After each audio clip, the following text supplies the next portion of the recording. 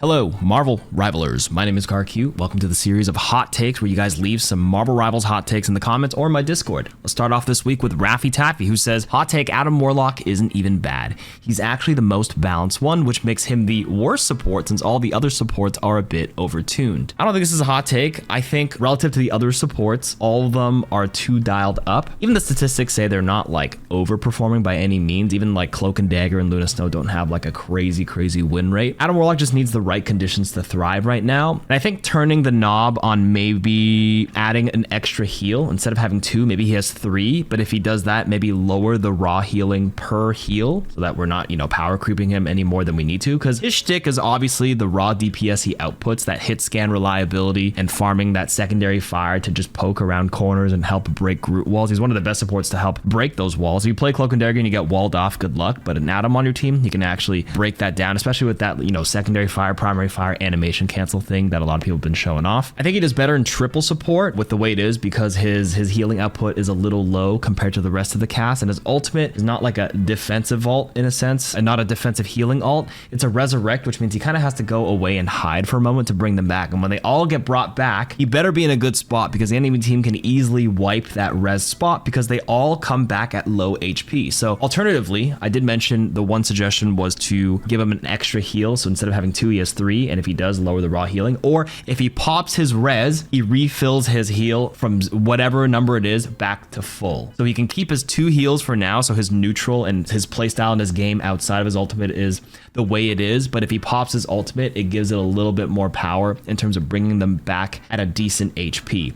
There's still, you can argue, why not just res everybody at full health? But that's a little dangerous. We mess with that in Overwatch with Mercy with the mass res. But bring them back at low HP, but add him in his cast animation and still having to wait for them to phase in before he can actually click them to heal them individually, especially if it's like a multi 5-man res. The heal cells to spread across many targets, and it still gives room to counterplay for enemy Moon Knights or enemy Buckies to reset and just re-wipe you again so the res isn't too overpowered. But yeah, I don't think Adam Warlock is that bad. Maybe hot take, Winter Soldier is better than Hela, maybe even the best character in the game. I do think this season 1 patch definitely brought Winter Soldier up a crazy amount and Hela down quite a bit. Obviously, they nerfed Hela with the 25 HP and the team up bonus to help slow down some of her damage breakpoints. She's still a great hero, still very reliable. If you can aim, you can still pop, but Winter Soldier just got a little too good because he's even more durable with the buffs to his, he gets HP every time he presses an ability, but people have been using his hook a lot better as the game has evolved and the player base has evolved, and they figured out ways to counter some of the annoying ultimates. Hela cannot burst people fast enough with double headshots, even in a lot of the defensive ults, but Bucky can hook people out of a Cloak and Dagger ult.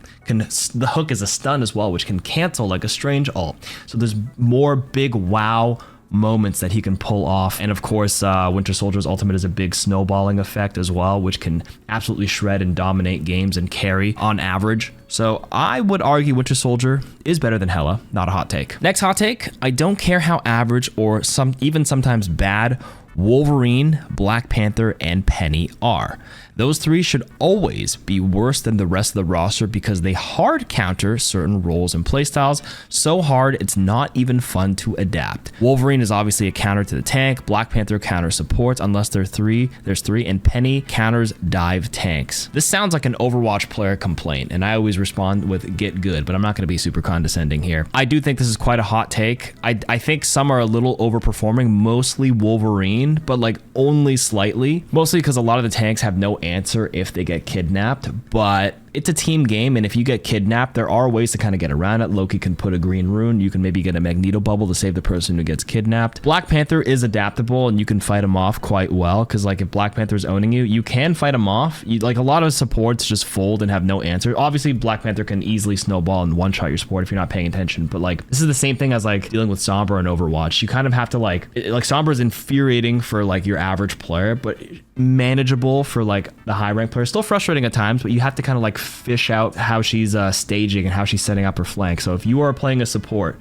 against Black Panther, you do have to keep an eye on, when you walk past a certain area or your team starts engaging, he will probably pop out. So you have to be hyper aware and deal with it. It's kind of like a skill thing, and I think adapting to that is part of the play. And Peni honestly is whatever, to be honest with you. Just don't stand in a thing that looks a little dangerous. Those mines are only hidden if you look like if you're standing in the web, and you can walk in, walk out to detonate the mine without taking damage. There's ways to play around it, and I don't think these are as problematic as you think, outside of Wolverine being a slight outlier. And honestly, he was fine near the end of last season before they gave him like 50 extra HP on average. Dial back the nerf from last season and maybe a slight percentage nerf on the max HP damage by like maybe 1%, and he'd be at a pretty healthy spot in my opinion. But yeah, no, I think this is a pretty hot take. I think it's fine to have heroes like this. All right, this one's kind of lengthy. That's what she said. If they nerf strategists in general, instead of trying for an actual fix to the 3 supports meta, we're doomed. This already happened in Overwatch, and that was the beginning of its death. Only nerf that strategists need are about easily how they can build their ultimates.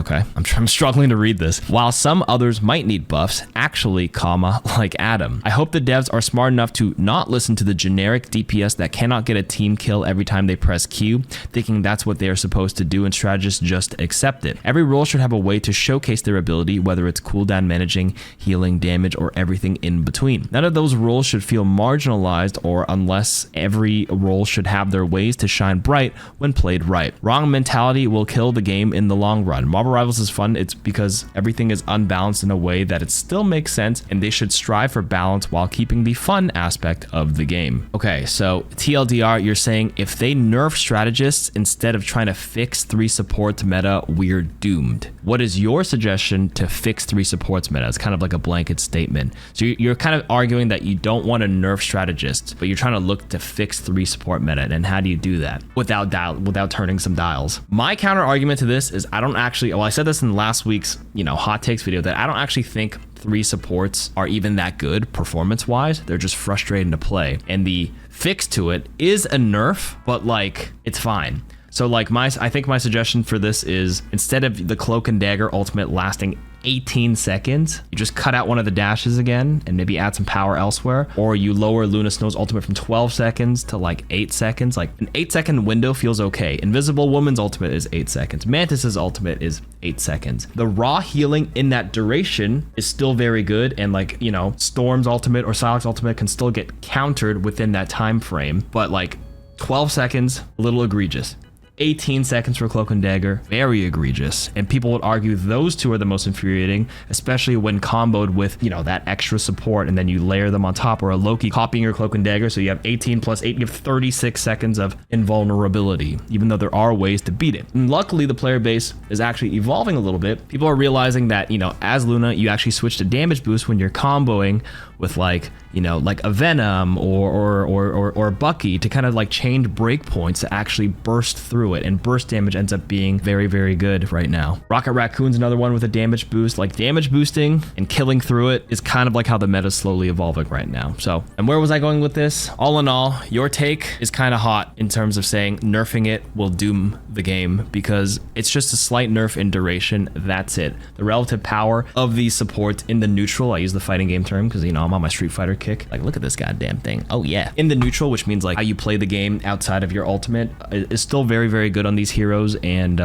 yeah, hot take, Marvel Rivals isn't even a shooter. There's only 5 characters with guns, and the hitboxes put the Overwatch Season 9 changes to shame. It's more of a hero brawler, and the FPS players won't stick with it for the long run. Is there actually only 5 heroes with guns? There's a lot of heroes that still have to aim into the center to like shoot a projectile. So yes, Loki has a staff, but he still has to aim, and something fires out. So like, you don't technically need a gun as long as you just have a weapon. There are a lot of melee heroes, don't get me wrong, but like, a lot of projectiles fire out where you put your crosshair, and that's what determines what the genre is in terms of calling it a shooter. I think we're just getting a little semantic here, but Marvel Rivals is a shooter. This is kind of a hot take. Ooh, more Adam Warlock takes. Adam Warlock doesn't need mobility. He's supposed to be a Zenyatta-like hero. I agree. The only way he wins against dive is if you hit your shots and use your cooldowns correctly, but it's much easier to mess up that versus other heroes adapt or die. I don't think anybody's suggesting Adam Warlock needs mobility as a small compensatory buff. I mean, if you listen back to my suggestion at the beginning of the video, I think that one is pretty reasonable. If you guys have any better ones, let me know.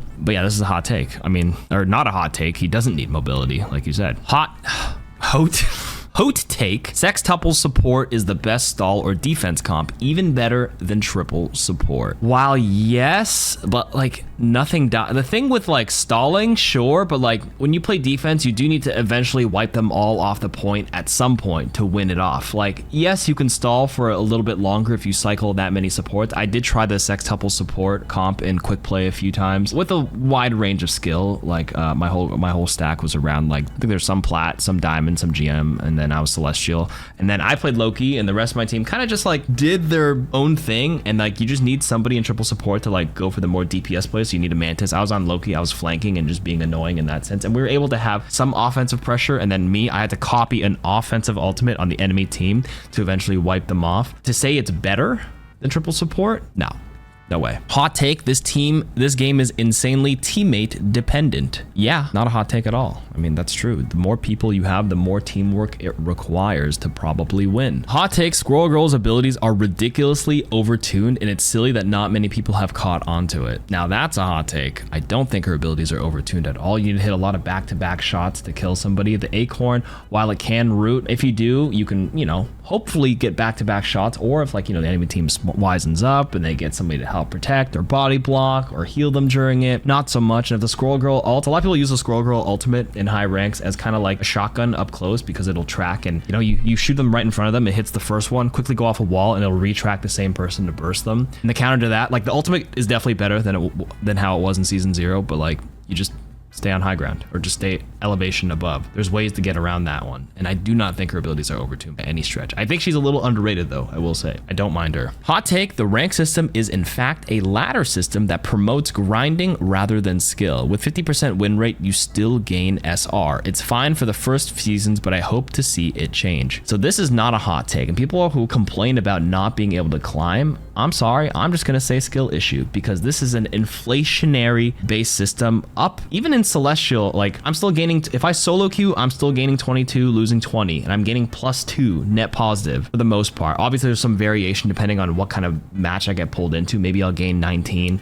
So maybe on average it's pretty even, but literally up until GM, like you are gaining way more than you lose. It's very inflationary, and if you are hard stuck, I'm just gonna say it, it's a skill issue. You just got to work on your fundamentals. This is very similar to Street Fighter, where like as long as you just play, you can be at like a 44% win rate and get to Masters. And then once you hit Masters in Street Fighter, that's when like the real game begins, where it's actually calibrated correctly, where if you play weaker opponents, you gain less ELO, but if you play stronger opponents, you actually gain a little bit more. It's somewhat true where you play like min-max range stacks and Rivals, but if you play in a stack with wide skills, then maybe you will fall into like, you know, maybe you're slightly 52% win rate, but you're the highest rank in your stack. You're like, you know, Diamond 3, and you're playing with like your Diamond 1, your Plat 3 friend. Then the matchmaker may not be conducive to what you expect, where like if I'm winning more, I should be, you know, gaining. If I have a positive win rate, I should be higher than where I started, but that's just simply not true. So not a hot take. I agree. It definitely promotes grinding because they want people to feel good. Do you know how many people are GM in this game? You know how hard it is to claim GM in many other games? Like the title GM, like it's very good compared to the average player. I'm not trying to dismiss anybody's accomplishments, but it's much easier to get that title in this game because there's like 3 ranks above Grandmaster, whereas Grandmaster is one of the higher titles in like chess or like, you know, some other games. Okay, we're getting down to our last few hot takes. Namor is better than any DPS. He's an all-star. He's good at pretty much anything. Hard to counter because he bubbles out of there. His turrets can deal with the pesky fast DPS like Spider-Man or Iron Man in the sky. Better than any DPS? No, but he definitely has its strengths, and I think he's like the 5th most banned hero in Celestial Plus because he doesn't allow flankers to play their game. A lot of Spider-Man, a lot of Panthers, a lot of Psylocks, a lot of Magics can't do their thing if Namor is in the game, regardless of the Luna Snow team up or not. But I do think Namor was criminally underrated in Season 0. I'm glad people know that he's a very, very good hero. Pretty reliable DPS, annoying turrets, great ultimate to punch through all the healing because that thing does what, 500 in the center, 200 on the outside ring, and if you damage boost with Luna correctly, when you time it, you can do 280 on the outer ring and one-shot every hero through support ultimates. There's the secret tech that KarQ has taught you. Write that one down. Same with Rocket Raccoon. Pop that thing down, then pop your Namor ultimate, and then you can burst through things. He has a very safe ability with Bubble, correct, which can also block a lot of things. He is an all-star. but not better than any DPS. I actually think Bucky is a little bit better with like carry potential, but Namor is a very, very solid hero. I also put him in A tier. But yeah, hot take. Black Widow is extremely underrated. Her movement is very good. Her stun is all right. I do think it needs a buff. And even if it doesn't one-shot like Widowmaker from Overwatch, it's still a lot of damage. Black Widow is very player dependent, not as cheesy or easy as Widowmaker from Overwatch, but I do think Black Widow, when comboed with a Mantis boost damage boost all the time, or B, having a Storm on your team playing near you with the passive damage boost aura, makes Widow very, very annoying. And that being said, everybody's not always going to be at full HP in a scrappy fight. You can just scope in mid-fight and still kill somebody because it's close. It's just slightly under the breakpoint to kill at full HP. And if people are taking chip damage and taking a little bit of damage, getting a well-timed shot can absolutely turn the fight in your favor. I think people are slowly picking up on her and figuring her out. You see a lot more Black Widows at the higher ranks you go. Some of them even get banned against certain players. I won't say she's extremely underrated. Again, it's player dependent, and she definitely shines more if you have better aim, so the high ranks, but your average player, not so much. It's much easier to just play like Psylocke or like somebody to help shut down the Widow, because a lot of them aren't very good. They'll kind of just stand still. And I don't actually think her movement is very good. I think Widowmakers in Overwatch with the grapple has way more distance coverage and like safety to kind of like create some separation between a flanker. Like with Black Widow, like if you have a sprint, but you do have the kick to stun, but you have to make sure you hit the back to back. Like it's okay. If you're already mid scope, you might already die, but Widow in Overwatch can grapple away. If you're mid scope and somebody jumps you, you may have time to kick them away if you're quick, but if they're smart, they can kind of like outmaneuver that. So the onus is kind of on you to be even more prepared for the flanker. So not extremely underrated, but slightly underrated is how I would put this take. All right, final hot take of the week. Rocket is an A tier character with an S tier ultimate. I think people see it as weak because of two things. One, they don't see it as obviously the defensive support ult. I can agree with that. And two, since it's a damage boost, most people think of the kills as their own. As a Rocket player, you actually see how fast teams get wiped after popping it. I think this kind of depends the rank you play at. I actually think Rocket is an A tier character, especially like platinum and below, because his bottom baseline floor value is incredibly easy, where you just hold the damn button and you can get reliable heals to your team as long as the orb is traveling near your team. Same with like Cloak and Dagger, and compare that to Luna, where you actually have to aim at each hero. Same with Loki. Like there's a ceiling to it. And I think Rockets, if you actually look at the statistics, Rockets win rate kind of tapers down a bit the higher you go, because people can play higher potential heroes like Loki, whose win rate goes up, and his ban rate actually goes up there too. But I do think Rocket is like B tier in the super high ranks with an A tier ultimate. Like I do think people are understanding the value of the damage boost with this is the real firepower, with like combos like I mentioned earlier, with Namor outside circle ring one-shotting through support ultimates. Same with Venom ultimate. That can do it as well. If that thing's popping, you can also, the Black Widows on your team are probably going to be happy as well. Like when people understand the math on some of these things, it can change a lot of how they perceive the hero. And I think over time, people are going to realize that, and high rank players are going to stop flaming Rocket players because a lot of them hate him. I personally don't care. I played with a lot of people in Overwatch used to like complain about Mercy players all the time, even though Mercy was like really annoying to play against with the pocket and the damage boost all the time. But then whenever they had one on their team, they'd like just crash out. They just mentally couldn't handle a Mercy on their team. This is kind of how it goes with Rocket at the same time. I think it's fine as long as you like know how to play around it, but people are kind of just refusing to learn how to play around it. But I digress. This is kind of a hot take. I think he's a B tier character, B plus tier character with an A tier ultimate. That's all. But your second point in your description is pretty spot on. And that's it for my take on the game. Like, you don't have to agree with my hot takes. Leave some more in the comments, and I will see you guys next week.